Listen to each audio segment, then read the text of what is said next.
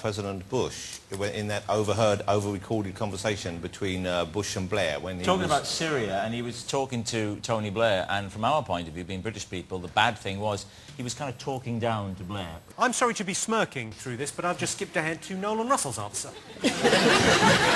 Which was? He is angry. He's expressing this anger through saying some words. That is his right as a man. We're going to get the pen confiscated in a minute. The saddest thing about this is I know you're doing your best. Jimmy, this is a difficult situation. Go and ask Guy what you should do. The guy's left now, he's doing 8 out of 10 cats next door. Oh, thank you. Judas! And then hang on, Guy wouldn't have shouted Judas at the audience. OK. What did Peter Sisson say a bad word? Yes, he was discussing the moment at the G8 summit when George Bush was caught off guard with his microphone on while regaling Tony Blair with these brilliantly complex insights into foreign policy. Have a look. President Bush, meanwhile, has been caught on microphone using an expletive as he discussed Hezbollah's rocket attacks on Israel. See, the irony is that what they need to do is get Syria to get Hezbollah to stop doing this shit, and it's over. Yeah. But you know what is wrong there? You don't need to hear him say it again. They've got the footage, but he didn't have to. Enjoy it, He said, no, I think I should repeat it just in case people didn't hear it. I bet he was practicing all night at home going, yeah, I'm going to say shit on the news. Big moment. OK. Number 3 was our Say What You See question. What did you all get? This is about the man sitting next to me. David, did you get this? I did get it, yeah. What was it? Williams crosses channel. David Williams, Rob Brydon, you get a point there. Well done. We put David Bricks 2 Liam's Graveyard 4, which is, I think, an equally valid answer if you actually to interpret the rules of the game correctly, as opposed to just play favourites because he happened to get pushed over the channel by a boat and then pretend he swam it for charity. Like la-di-da Gunnar Graham going over like that. All right, what did you get, Nolan Russell? Well, we put D. Williams tricks a nation into believing he ain't gay by swimming across a channel. Oh, listen to that. Well, you definitely get a point for that. Well done. Yay. This is... well, of course it's true. That's right. Our very own David Williams swam the channel for comic relief in an amazing 10 and a half hours. David Williams, everyone. Have you noticed the goth's entirely unimpressed? Yeah. Yeah, you think that's a challenge? Squeeze into those jeans. Right, OK, next question. Who decided that size really does matter? Any ideas? The BNP. Against tall people. BNP could say, right, we're going to include our hate against the tall, or maybe people what go like that sometimes. Get them out. We didn't really think this one through, we panicked. OK, David Williams, Rob Brydon? The answer you're looking for is the Royal Mail, who introduced new measures with regards to envelopes, jiffy bags, that sort of thing. The thickness and the size of the envelope now comes to bear, not just the weight of it. Wow. You're a very good boy, is what you are, Rob Brydon. What did you get? We forgot the phrase for Royal Mail. We put British Post Office. This is an interesting Actually, when you say it a few times, that sounds better. The British Post, not Royal Mail. I'm going to the British Post Office and proud of us to post some British letters to other British people. And we said... That sounds like a BNP thing now. Let's go back to Courtney Love for the answer. The answer was the Royal Mail, who started taking size as well as weight into account for the cost of sending a letter. And it's all explained in this wonderfully easy-to-read booklet, which explains...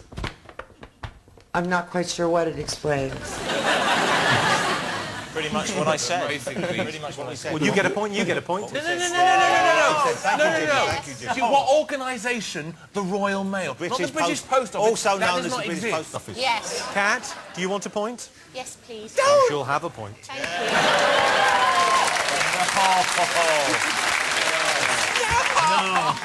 you. A point for us is a point against racism. In a way. Jimmy, I've been bitten by something, possibly a scorpion or something. It's probably just some sort of pubic louse off Russell. Jimmy. I'm just saying, in all probability, that is what it is. Have you had your hand down there? That's wrong. Only for the first couple of rounds.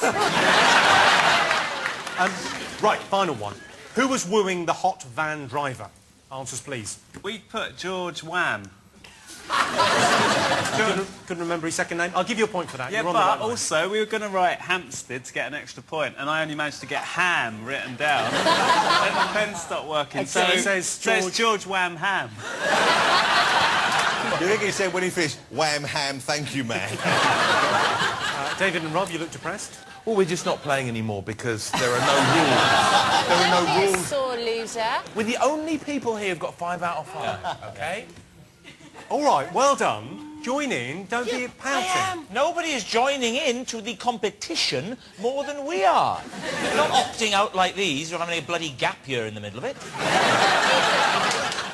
and we're getting more answers right than Ross and Dealey. Well, I'm sorry, but I think the scores beg to differ, Bryden. Because this pale imitation of Guy is cocking it up. OK, let's check in on scores. Cat Dealey and Jonathan Ross have 22 points. David Williams and Rob Brydon have 22 points. Well, we should have Noel Fielding and Russell Brand have 9. Close, it's so sad. OK, ladies and gentlemen, 2 truths in 1 for you now. Another bonus question, and to ask it, the one, the only, Boy George. See you. God bless you for coming in. Love your hair. Thanks. Oh, which who? Both. Thanks. They're both good. Now, you got quite a lot of publicity this year. wedding? All right. It was very nice, thank you. It's great you weren't there. It's like a panto now. Bad atmosphere here now, and I want to go home. This will be fine.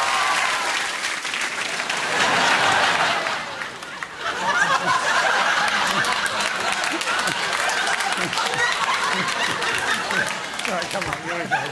We're just worried. No, we're just worried in case there's a bad atmosphere, that's all. We thought we'd go under there because we could trust each other. It's absolutely fine. OK.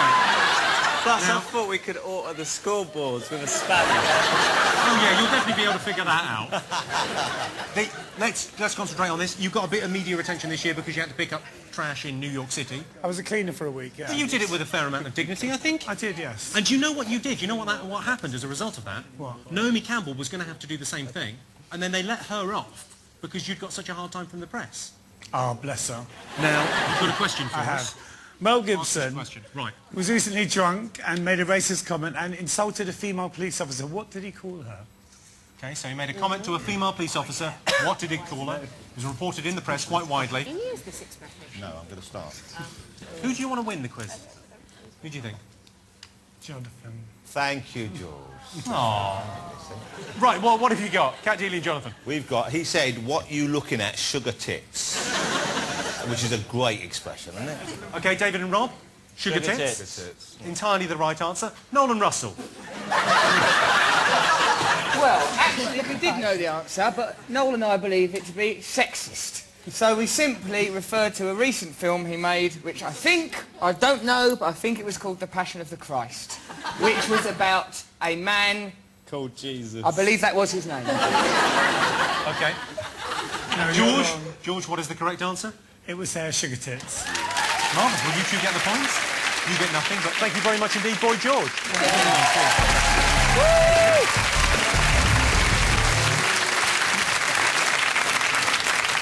Right, how much attention have you paid to this year's movies? Let's find out. OK, we've altered these stills from films just a little bit. I want you to tell me what film this is from. OK? What film was that originally from? My chin there looks like that rower's arse. You do look good. You found your look. OK, so what film was that? Let's have a look at your answers. It was either you in an outtake from Confetti, or it Relaxing, was upset. you pretending to be the Queen. Maybe in your trailer. OK, the Queen is the correct answer from David and Rob. I'll give you a point for the Queen or Confetti. Could have been either. Jimmy was not in a film. This is a trick. You've not fallen for, Jim. Yeah. Oh, you may as well try again. It's not a difficult trick. Like, it's not a sorcerer's trick. It's just Photoshop. Yeah.